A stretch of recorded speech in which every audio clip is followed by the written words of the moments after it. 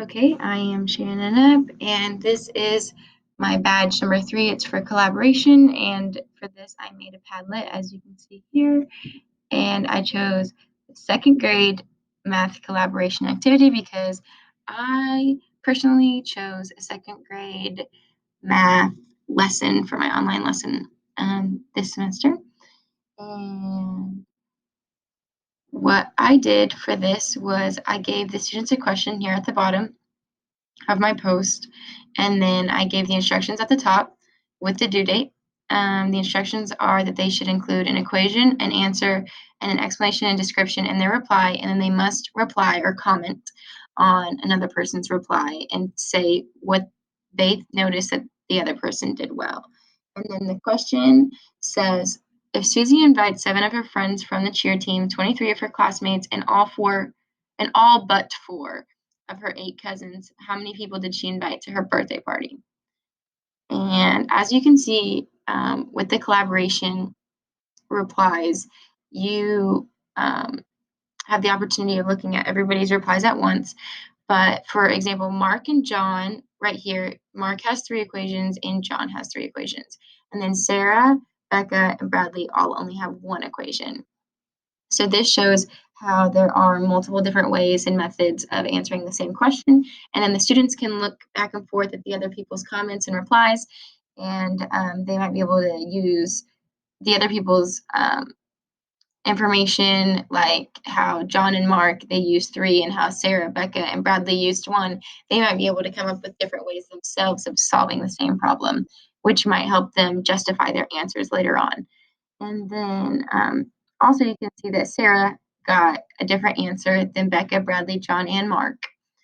So she may look at the other comments after she's already replied and realize maybe what she needed to add to her equation or what the others might need to add to their equation. And that can help the students try to figure out their own problems on their own without the help of a teacher. And then we can also go over these things in class if needed. And then at the bottom, they're supposed to give a description, which most of them did pretty well at the description part. And the description basically just helps the students reiterate what they already said in the top, but they have to think through their whole problem again by saying it twice, but in word form. So, for example, although Mark had already written 7 plus 23, 8 minus 4, and then 4 plus 30, he had to write down here that he did this by adding her friends, classmates, and cousins that she invited together to get 34. Now, for his, I think he could have added a little bit more, especially he should have added a little bit more for the explanation, like Sarah did. She added all the becauses.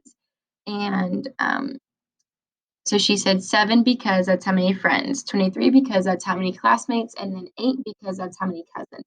That shows that she knows what these numbers represent. That helps us know that she at least understands what the numbers represent, which helps her know what the equation represents. And then John, he also wrote a very good description, but again, he didn't really explain what the numbers meant or why he did what he did. That's what we're looking for in the explanation. And I think as the students go on in the course, they'll start writing better explanations and descriptions. Also, I'd like to point out that they have this little like button. I think that could be very useful in the classroom. And also the comment section where you can add a comment. You can see John replied to Mark saying that you subtracted 4 from the 8 on its own. In its own equation, I didn't think of doing that. That shows that the reply to the initial reply can help the students realize other ways of doing the same thing that they already did. And then Mark also said, you explained the numbers really well in Sarah's reply, and that shows that using the comment section, they can also see things that they necessarily didn't do in their thing, but they maybe could do the next time. And I would use this probably on a weekly basis in a normal classroom setting just to help get the kids' ideas going.